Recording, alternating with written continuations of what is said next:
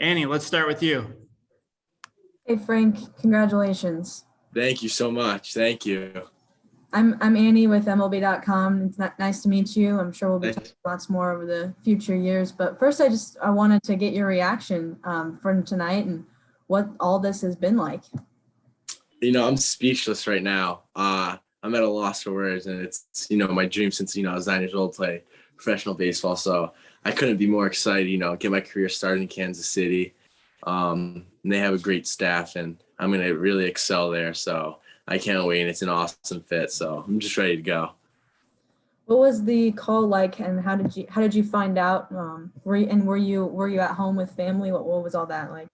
Yeah. So we were at home, a couple of close family and friends, and they're downstairs right now. But after the sixth pick, Casey Fahey called me and he's like, "We're taking you. I just want to congratulate you on being a Kansas City Royal." So it's awesome, and I was speechless. And then when I heard my name called, it was just, it was crazy. I'm at a loss for words. Lynn Worthy. Say again. I'm calling on Lynn Worthy from the Kansas City Star. Hey, Frank, congratulations. I'm Lynn Worthy from the Kansas City Star. Thank you so much. It really means a lot. I was looking at something. Do you go by Frankie? Is that usually what you go? And doesn't matter to me. People call me either or. Goes by first round pick now. All right. I wanted to find out, just reading a little bit about you. It sounded like in this last year, you really made some big strides. What do you attribute that to? What changed in this past year? And being from the Northeast, was baseball a year-round thing for you, or just recently become that? I would say, what helped me jump this season was I went up to Cressy in the fall, and I really worked out a ton of my body, knew what my body can do and couldn't do. Worked on mobility and intertwining, heavy lift with mobility. So everything could just translate to the mound, and it really helped, becoming a bigger and stronger player. So that was awesome. I'm sorry, what was the second part of your question? I was curious if you had done multiple sports, if baseball had been year round. I know in the Northeast sometimes it's hard to do baseball year round. Yeah, I played basketball all the way up until this year. This was the first year that I really focused on baseball year round. That I was baseball.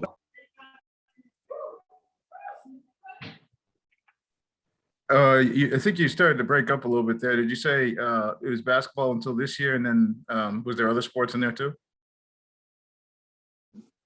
Yeah, I played basketball up way until this year, and I played soccer until my freshman year of high school. Alec Lewis. Hey, Frank. Congrats, man. I'm Alec, right for the Athletic. I just wonder for you, how crazy was this spring, and just how much happened as quick as it happened? Spring was crazy, and the thing, my focus, wasn't necessarily the scouts. Is focusing on winning a state championship for East Catholic and going out there and getting the win or putting my best ability on the field. So it was definitely crazy, but I tried to stay kind of away from the whole scouts and all that stuff, because my main focus was, my high school team and, giving our team the best shot to win a state championship.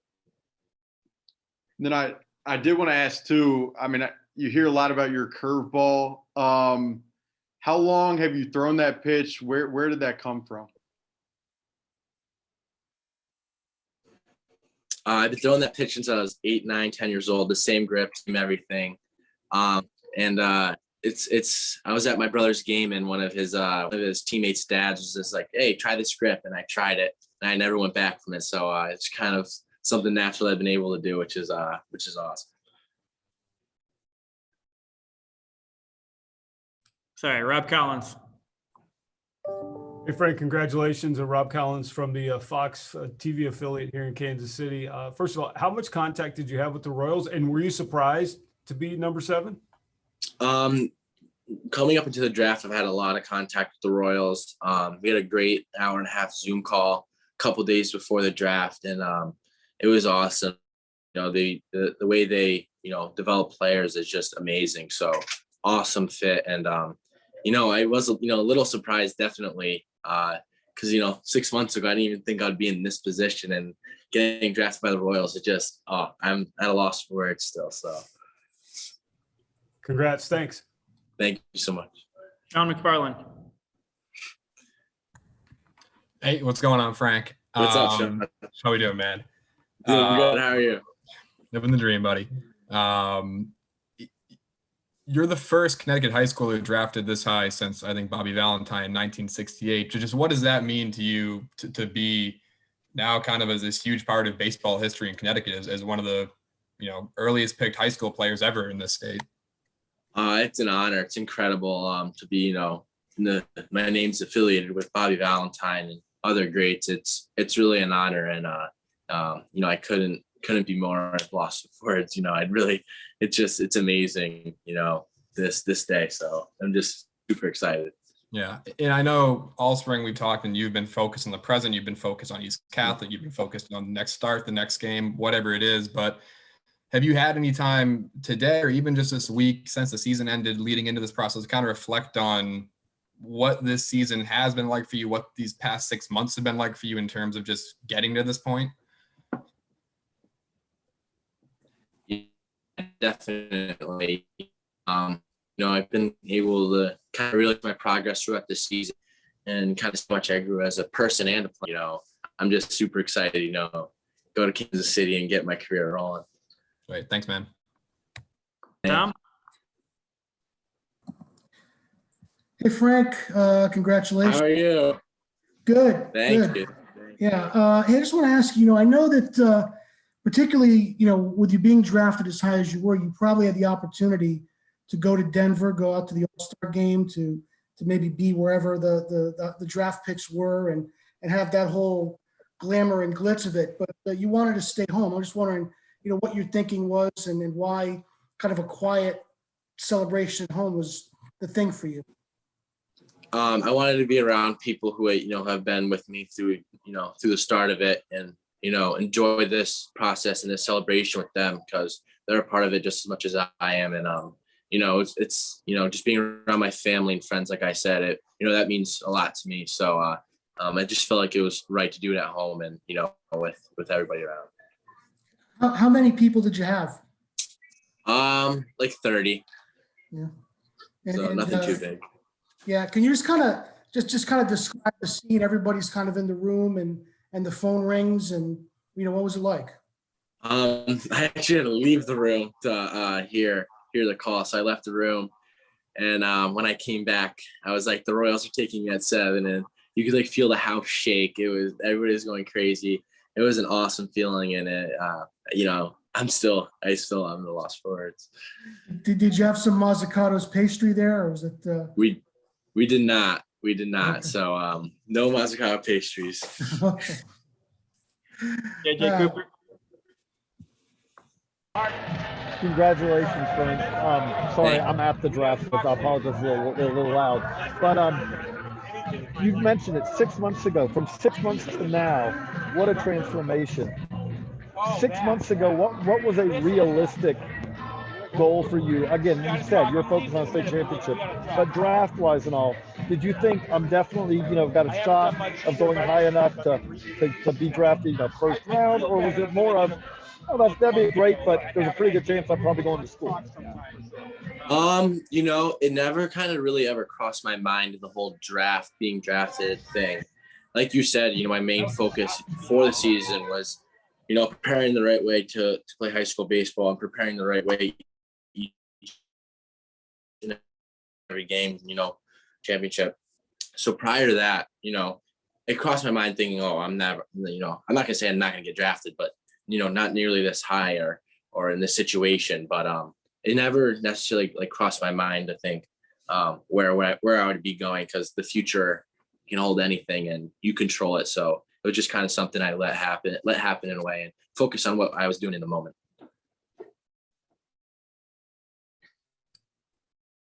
Gabby. Hey, Frankie. Just wanted to give How are you? Face. Good. How are you? I'm good, thank you. Disappointed there's no pastries, and really want to know, did this finally unseat the sophomore year basketball state championship as the most exciting moment for you? It's up there for sure. Up there for sure, along with this year's state championship. Definitely up there. Myself, talk to me about your parents. How are they doing? What was it like to look at your dad, look at your mom, and get to tell them that news? It was awesome. They were kind of on like the phone with me a little bit. They like walked over with me. I'm like, the Royals are taking me, and they're like, no way, no way. And everybody it was just all so amazing, and everybody was just so happy, and it was such an awesome environment. So it was amazing. And you and Coach Fiore obviously have had such an incredible bond all year. To have him with you, knowing what you guys have shared off the field as well. What did it mean to have him with you today? It meant, more than anything. He's been with me, for 4 years and done everything to help me, no matter what it was. Always can call on him, and always, whatever I needed, he had it, or, he had someone that had it. Yeah. So I couldn't have done this without him for sure. Got any grad parties to go to? I probably do. I don't know right off the top of my head, but probably do. Congratulations. Thank you. Len Jennings. Hi, Frank. Len Jennings with the ABC affiliate in Kansas City. I have a few questions for you. For those of us not familiar with Connecticut in the pandemic, did you have a junior baseball season? Were you able to play that summer? What was the pandemic like for you? Okay. We had no season at all. It was shut down even before tryouts, so we had nothing. How did you spend your time during the pandemic? Like, were you able to work out or throw or anything? And how was it that summer? Luckily for me, my older brother who plays baseball at Central Connecticut, he was home as well, so I was able to throw with him in the backyard. And he's a pitcher as well, so we were able to work on stuff. And really kind of we had each other to work off. So I was very fortunate, in that COVID pandemic. But working out, we had dumbbells, and we'd fill backpacks with books and do stuff like that. But it was super easy to throw and do that stuff, especially with my brother around.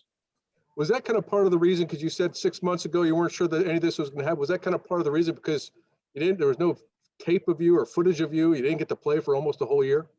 Yeah, definitely. I mean, not having that junior year is it's definitely, definitely crucial, I would say, in every recruiting world. But you just, you don't really, you obviously have expectations for yourself, but in a way, like 6 months ago, I just stay true to myself and, tell myself the truth in a way. So, yeah, definitely, I would say part then too is kind of out of the question. And then just two more questions for you. You said about scouts, you were kind of keeping the scouts at bay. When did you start noticing that they were showing up at your baseball games and started thinking you know what, I can hear my name called on the first night? I would say, so my first start, there was 12 scouts. And then my second, there was 15. Then my third was 25. And every game they kept coming and coming. And I kind of, the phone calls and the Zoom calls became more and more, and the calls came longer and, more detailed and more things asked of me. So as time went on throughout the season, I definitely saw, this could be definitely a huge possibility. And my last question, why is everyone asking you about pastries? In Connecticut, my cousins own a famous bakery that it's named my last name. So everybody asks me if I'm related or do I have some. So just a Connecticut thing that, Mr. Moore, Sean, and Gabby know about. So got it. All right. Thank you so much. Welcome to Kansas City. Thank you. Pete Gradoff. Hey, Frank, what do you know about Kansas City? No, they got a great program, and, I'm going to learn more and more, but, I'm just so excited, go out there and really get after it this year. So it's going to be awesome. And who did you talk to the most with the Royals before the draft? Casey Fahey, who's the area guy up here in the Northeast. Talked to him a lot, and he was definitely the main guy that I talked to.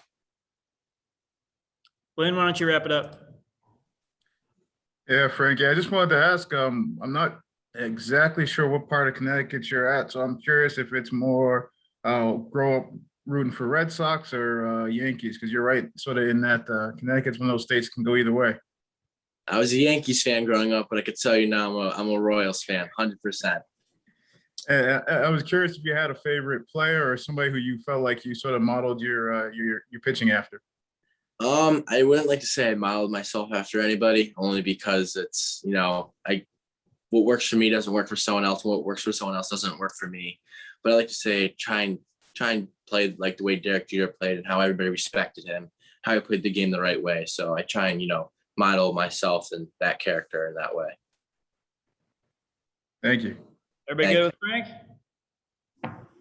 All right. Thanks, Frank. Appreciate your time. Congratulations. Welcome. Thank you, guys. Thank you.